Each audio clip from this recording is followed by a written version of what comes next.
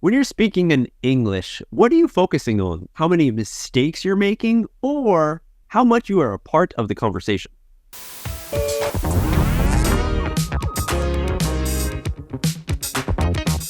What's up, everyone? Thanks for joining us, the MJ and Adam Show. My name is MJ. I'm always joined by my buddy over in Canada, Adam. That is me. I am he.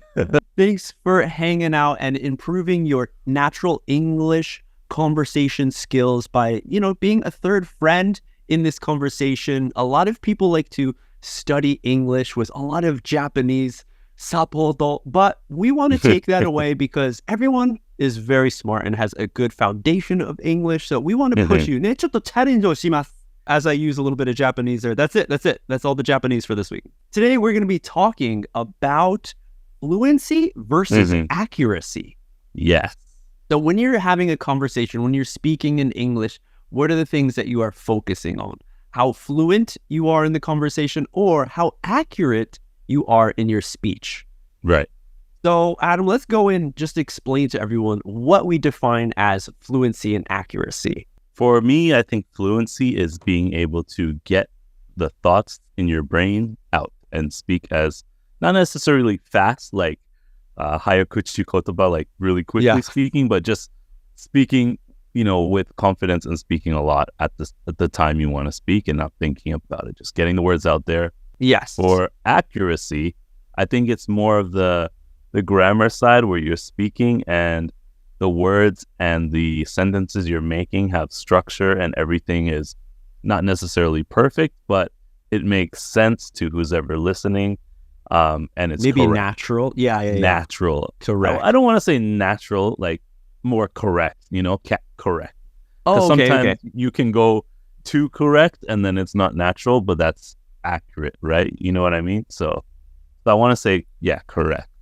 I believe that it really depends on like what you are doing at the time. What's the conversation? What is the setting? Right. Yeah. Right. So example, if you are someone who needs to translate some information, you want to make sure that you are accurate in that translation. So exactly, all of the things that you're explaining, that you're translating, there's no mistakes, there's no miscommunication. Right, yeah.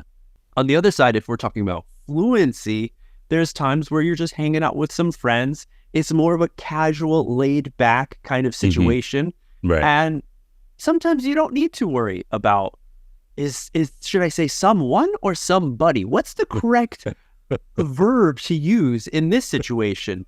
And the fluency for me, it just goes to being in the moment, being able to be a part of the conversation instead of thinking about, how do I translate this well? What should I say to be proper? What should I say to be grammatically correct? Right. Because, the spoken form is can be very different from just written form of English and the grammar side of that. A lot of the times it is, especially in a casual setting. If you're in a business environment or like in a doctor's office or somewhere technical, they're going to definitely be more accurate and have, of course, fluency as well, but they'll be more accurate in the grammar and the way they're speaking because that is the setting they're in. They have to speak that way. But if you're with friends, it's not something you should worry about being super accurate. It can become something that holds you back in your fluency. You're being able to speak and as MJ said, join in the conversation because you're overthinking what you have to say.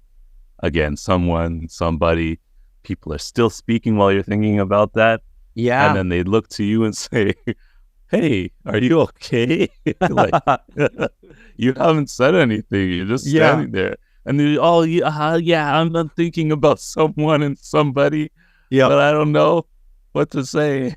Exactly, right. And so you don't want that either. So it's kind of a difficult answer to give straight, but I feel like there's a certain percent that you want, of course, of each. Both of these things are important and very necessary when you're having an English conversation or any, kind of conversation. Right, yeah. But again, it goes back to, I feel like what's the focus of the conversation? What's the setting, right? Yeah. And then you could switch that up. So, the example, let's see if we can paint a picture for everyone, Adam. Like, if you are at your business and you're having a meeting at your company, what's the percentage of accuracy versus accuracy? Fluency? Yeah. And maybe when we were in, when you were in Japan, we were at our past company in a meeting. Where did we stand? I didn't even think about it really, but subconsciously. I think probably the accuracy should be around, like, let's say minimum 70%.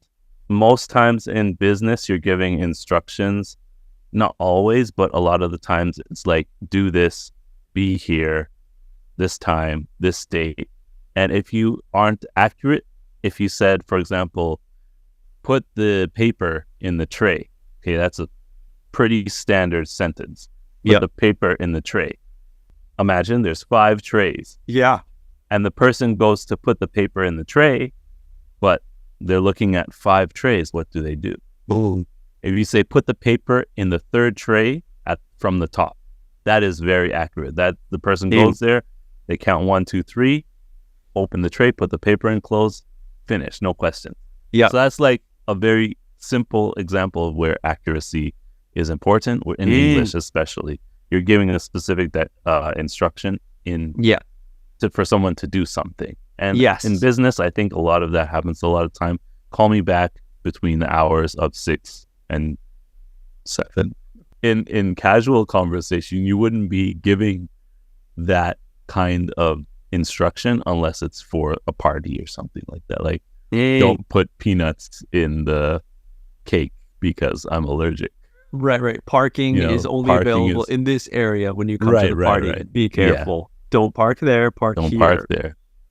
But still, that's not really a conversation. It's just instructions. If you're in the conversation, you never really give any instructions. It's just free. In that case, I think it's like 80% fluency versus accuracy in conversation. Versus accuracy. Yes. Right? Yes.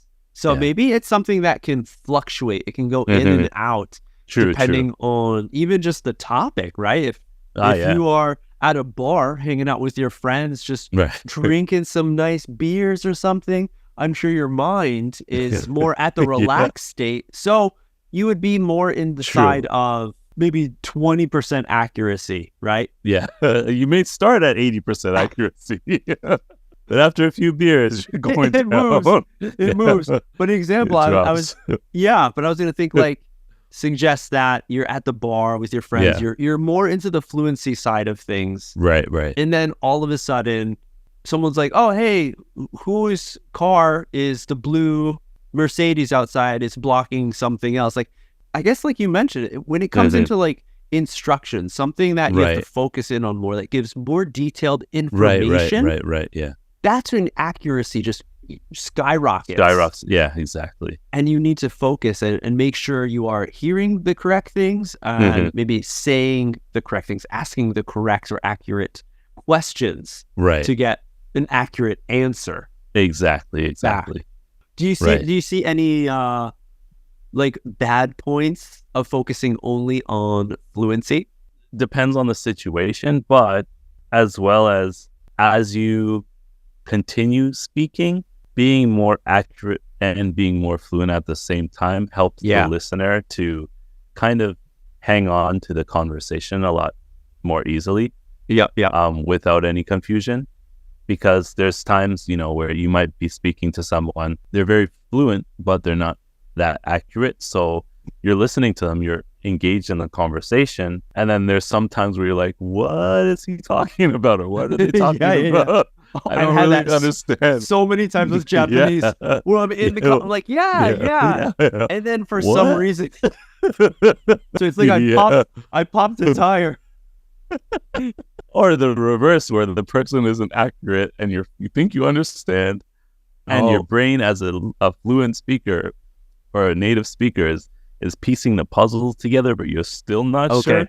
And then they say something that's accurate and it makes you understand the conversation 100%. So I think, it's not something that you should focus on being super accurate, but it's something you should work towards if you're not 100% accurate all the time, but you're trying to be fluent, It just helps the listener understand more easily and maybe make the conversation flow a little bit better. You could find this or kind of maybe test it out to see where you are in past conversations you've had with people. When you are speaking in English, do you find yourself repeating the same questions many times, right? Do you find the person you're talking to like, I don't know, can you say that one more time? Asking questions about what the topic is, what you're trying to explain, then that means, your accuracy might need to be focused in on a little bit more. Right. Or even sometimes they might just change the topic a little bit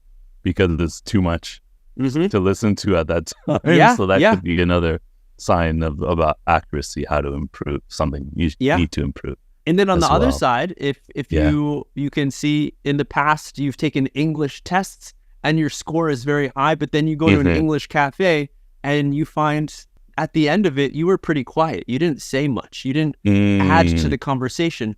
That means your accuracy might be high, but your fluency is maybe lacking a little bit. Yeah. So that's something to work on. And if anyone out there wants to focus in on work on your accuracy or fluency, then hey, guess what? I do online lessons. So you can check out our website, mjandadamshow.com, and try this Taiken lesson that I do. And we can test out, see where you are lying, and then see how we can help you get better in the accuracy or in the fluency side of conversation. If that's interesting you, check out the link down below. And I hope to see you, but that's all we have for this topic. Let us know in the comments, what do you think about this hierarchy or this percentage of accuracy versus fluency? Where do you stand? What do you think is more important? Subscribe to the channel if you're not, and like this video. But that's it. We'll see you on the next Jab.